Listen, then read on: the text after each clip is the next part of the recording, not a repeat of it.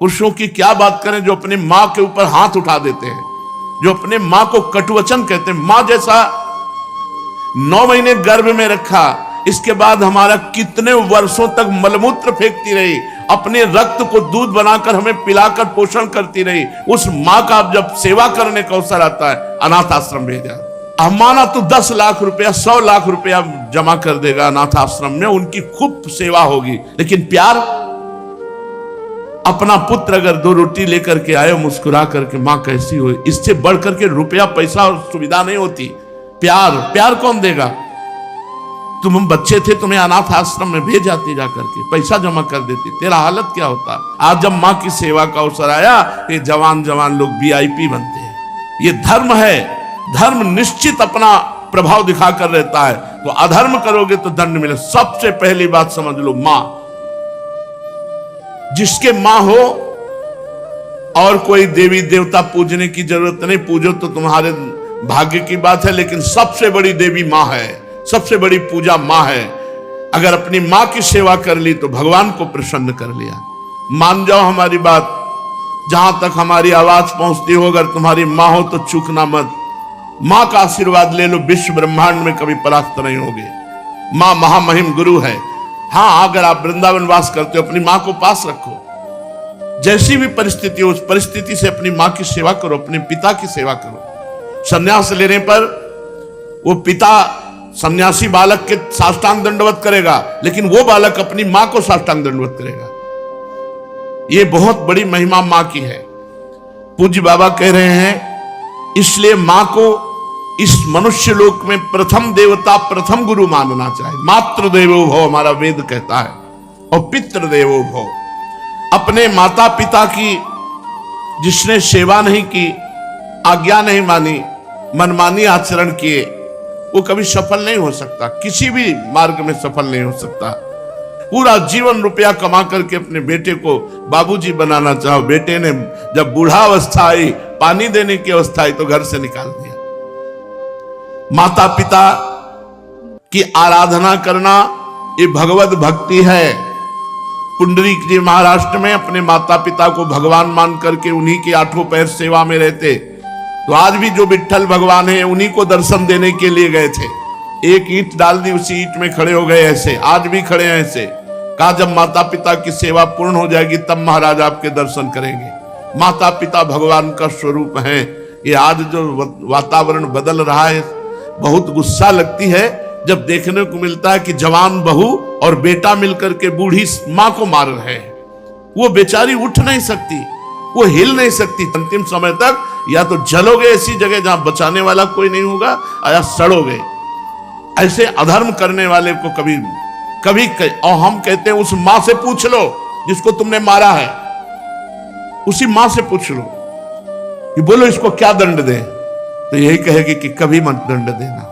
वो पिटते हुए भी यही कहेगी कि तू सुरक्षित रहे, तू सुरक्षित रहे। एक मां को मारा तो दूसरे भाई ने रिपोर्ट कर दी, पुलिस आई, मां से पूछ रहे तुम्हें मारा? नहीं मारा नहीं, बातचीत हो रही थी, ऐसे धक्का लग गया। धक्का दिया?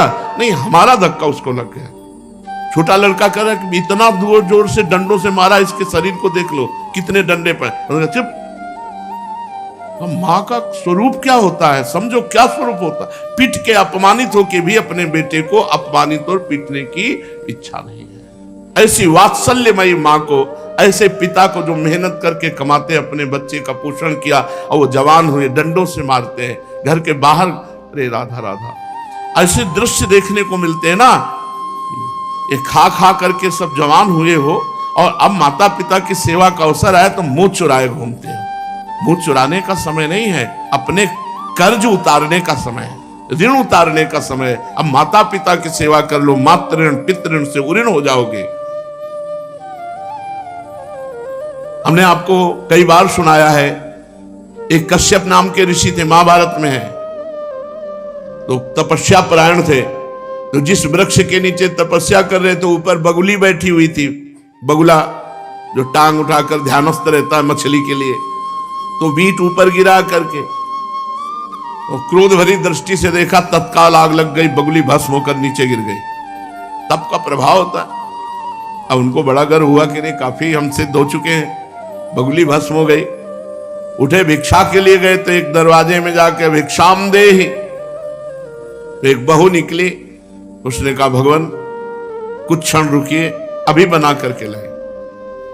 बड़े मृदु वचन से उनका सम्मान करते हुए अंदर गई तो दूसरे दरवाजे से उसका पति आ गया। जब भी पति आए पति की आराधना, उनको जल पिलाया, आसन पे बैठाला। फिर इतने में कुछ समय लगा और कहा भगवान आपके घर के दरवाजे अतिथि देव विराजमान है, आज्ञा हो तो भोजन। अरे उनका पहले अतिथि देवो भव, अतिथि की सेवा करो। अब वो गए, इतना विलंब क्यों किया? उनका हमारे पति देव आ गए, तू मुझे समझती नहीं है, इतना विलंब क्यों किया? बोले महाराज जानती हूं उस वृक्ष की बगुली नहीं हूं कि तुम्हारी आंख टेढ़ी करने से भस्म हो जाऊंगी। अब उनके होश उड़ गए कि ये बात तो केवल हम जानते, दूसरा कोई जानता ही। उनका तुम कैसे जाने? बोले मैं अपने पति सेवा के प्रताप से पतिव्रता हूं, मुझे तीनों कालों का ज्ञान है, तुम्हें बिल्कुल ज्ञान नहीं। अभी तुम अज्ञानी हो, अपने को ऋषि भले समझते हो, कश्यप ऋषि नाम था उनका। जाओ, तुम्हें अगर ज्ञान प्राप्त करना है तो जाओ, वहां एक कसाई रहते हैं, वो तुम्हें ज्ञान प्रदान करेंगे। अब कोई संशय नहीं था, क्योंकि अलौकिक बात उनको पता है।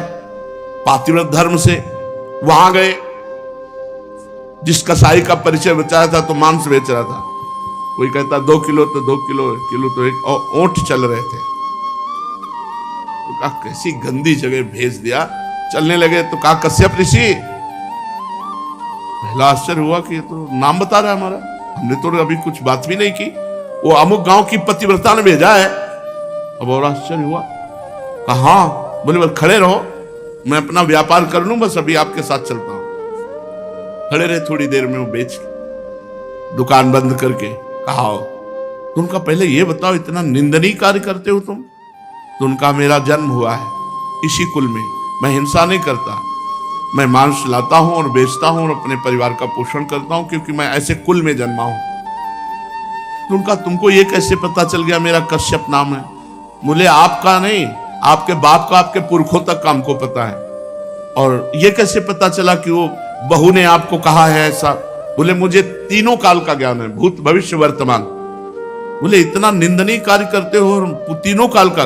बोले हर समय नाम जप करता रहता हूं और अपने कुल के अनुसार व्यापार करता हूं, और मेरी प्रधान पूजा, चलो घर देखो। जब घर में गए तो श्वेत पलंग पर बूढ़े माता पिता सजाए देवता की तरह बैठे थे। जाके साष्टांग दंडवत की और कहा मां आपके घर में अतिथि आए हैं, उनका अतिथि से मिलो और सेवा करो। उनका ये हमारे भगवान है, 8 पहर इनकी पूजा करता हूं, अपने माता पिता की, और अपने कुल के अनुसार आचरण करता हूं और निरंतर नाम जप करता हूं। उसके प्रताप से मुझे तीनों काल का ज्ञान है, भूत भविष्य वर्तमान। तुम अपने माता पिता को छोड़ करके तपस्या के लिए निकले हो, और वो भी अंधे हैं तुम्हारे माता पिता, जो स्वयं पानी नहीं ले सकते। तुम्हें कभी न परम पद मिलेगा, न स्वर्ग मिलेगा, नरक मिलेगा तुम्हें। उसी समय वापस हो गए, और जब माता पिता का शरीर पूरा हुआ तब पुनः तपस्या में लगे। माता पिता भगवान का स्वरूप है। स्वयं प्रात काल उठी कै रघुनाथा, मातु पिता गुरु ना वही माथा। अपने माता, अपने पिता, अपने गुरुदेव के चरणों में स्वयं राम जी महाराज मस्तक रखते थे। प्रात काल उठ करके सबसे पहले अपने माता पिता की जो आज्ञा का उल्लंघन करते हैं उन्हें कभी सदगति प्राप्त नहीं होती। अब ध्यान से सुनो, यदि माता पिता भगवान का नाम जब भगवान की भक्ति का विरोध करने वाले हो तो उनकी नहीं बात माननी चाहिए।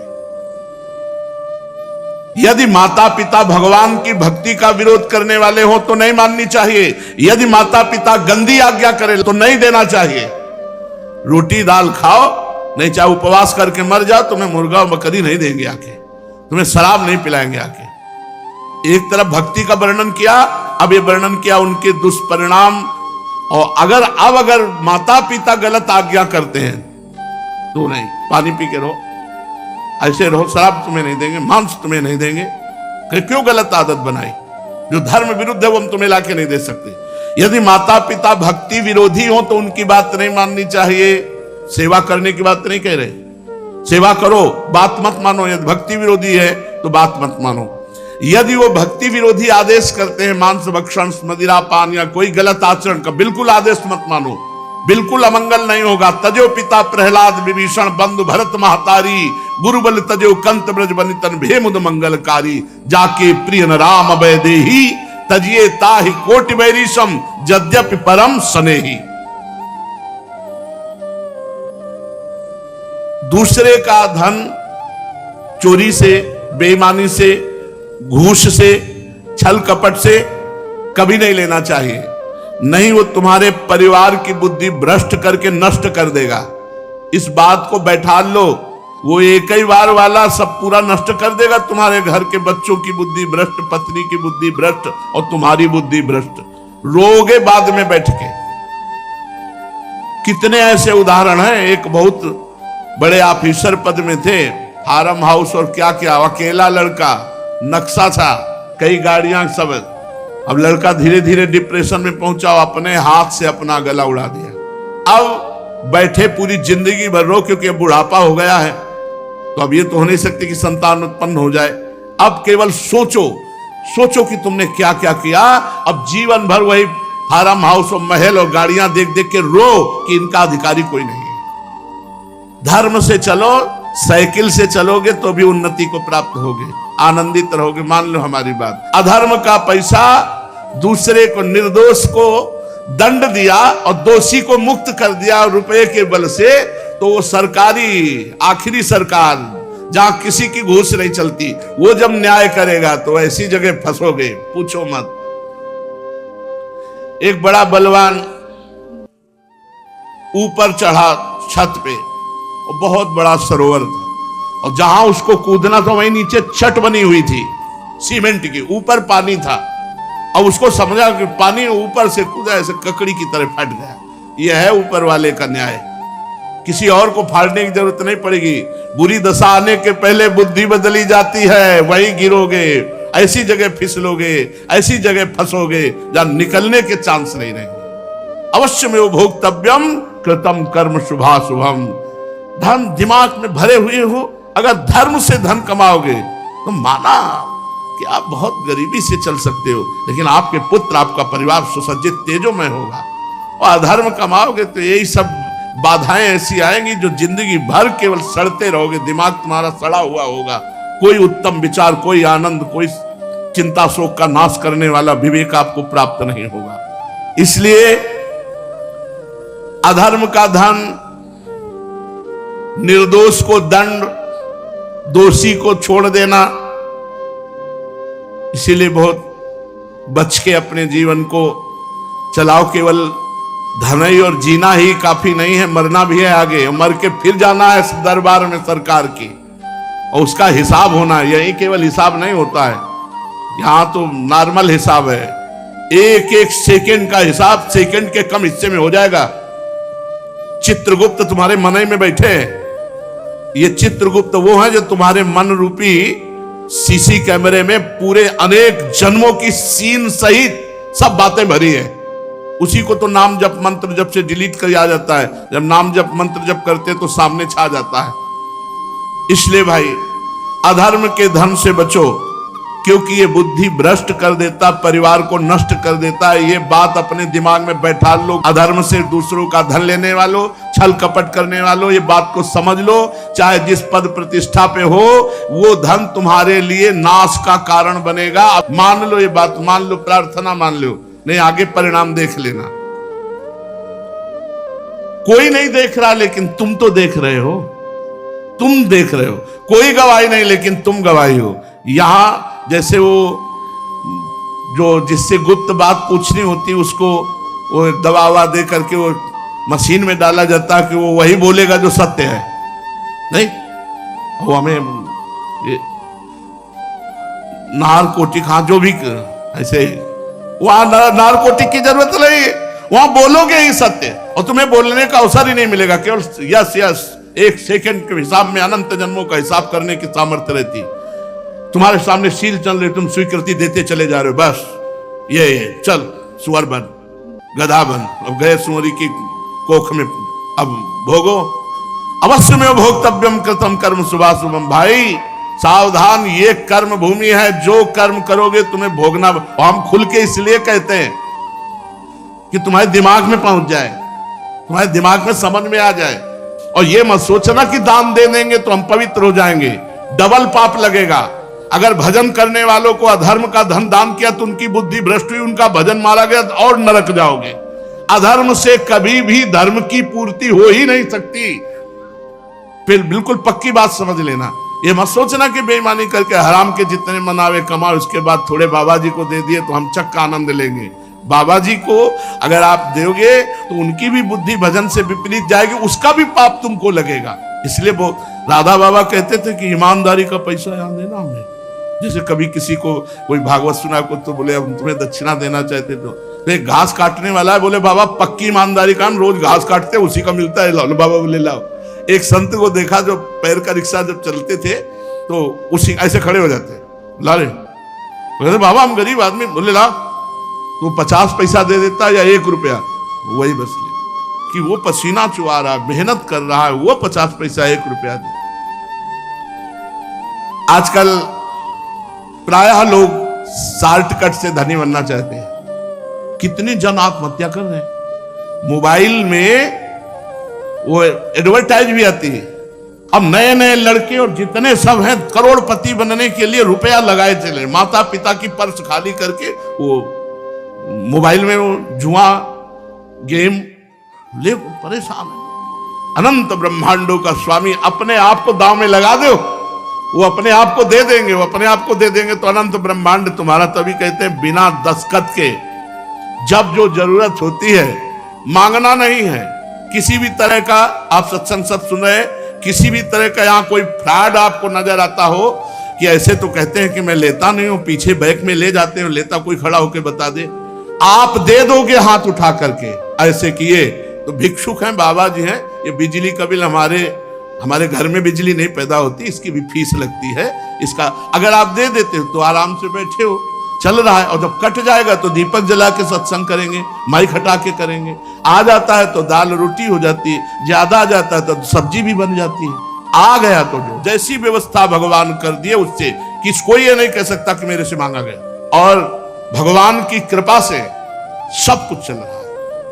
हमारा अगर जीवन भगवान में अर्पित है तो जिन्होंने अनंत ब्रह्मांड बनाया वो हमारी व्यवस्था नहीं करेंगे क्या यार? तुम्हारे द्वारा व्यवस्था चलेगी।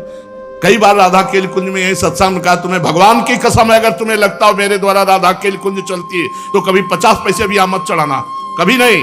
ये भगवान से चलता है, देखो कैसे चलता है। ऐसे चलेगा बिना पेट्रोल के, बिना ड्राइवर के। पुष्पक विमान में लगता था क्या ड्राइवर? पेट्रोल लगता था। अरे राधा केल कुंज भी चल रही है, उन्हीं से चल रही, उन्हीं से चल। कैसे चल रही? दिमागों में चल रही, हृदय में चल रही।